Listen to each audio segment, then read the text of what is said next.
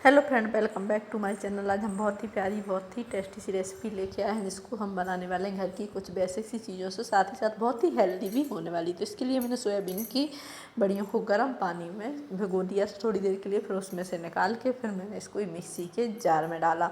उसके बाद मैंने इसमें कुछ चीज़ें और ऐड की। तो सबसे पहले मैंने इसमें 2 हरी मिर्ची ऐड कर दी। उसके बाद मैंने इसमें ऐड किया था एक आलू, कच्चा आलू काट करके। फ्रेंड, साथ ही साथ मेरी रिक्वेस्ट है कि आपको वीडियो पसंद आए तो वीडियो को लाइक और चैनल पर नए हैं तो सब्सक्राइब करके बेल आइकन को प्रेस ज़रूर कर दें। साथ ही साथ कमेंट में बताएं कि आपको रेसिपी कैसी लगी और आप मेरी रेसिपी कहाँ से देख रहे हैं। तो इस तरह से चलिए अब हम आगे की प्रोसेस शुरू करते हैं।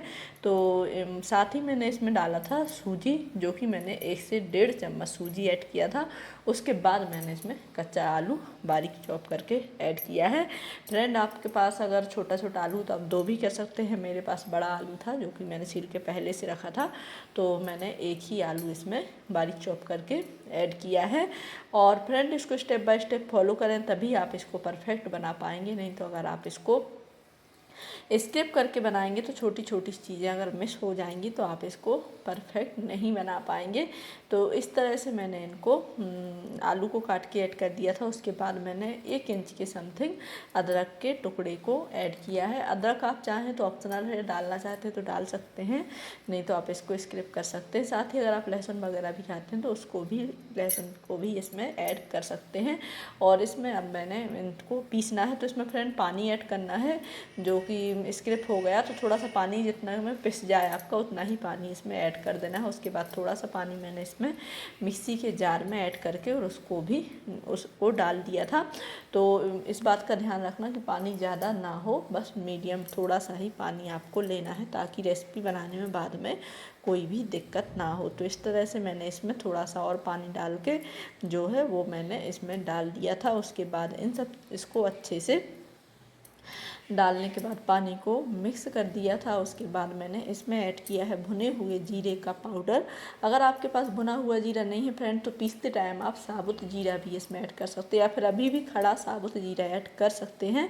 पर मेरे पास भुना हुआ जीरा था तो मैंने थोड़ा सा भुने हुए जीरे का पाउडर और थोड़ा सा नमक ऐड किया है।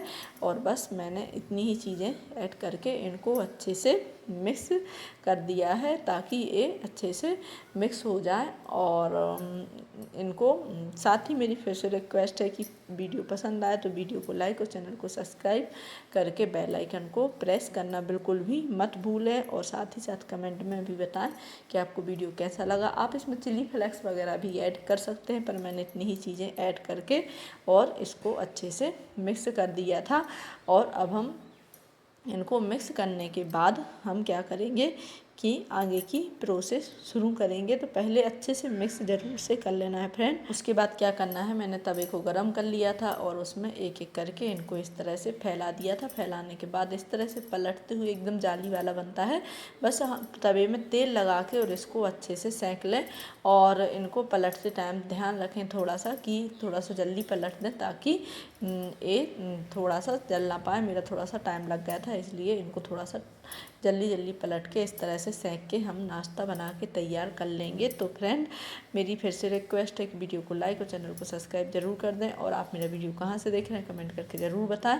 और आपको रेसिपी कैसी लगी ये भी ज़रूर बताएं। इस तरह से मैंने बना के तैयार कर लिया था। इसके साथ आपको चटनी वगैरह का रेसिपी चाहिए है तो आप मेरे चैनल पर जाके विजिट कर सकते हैं। Thank you so much friend. Like and subscribe करना बिल्कुल भी ना भूलें।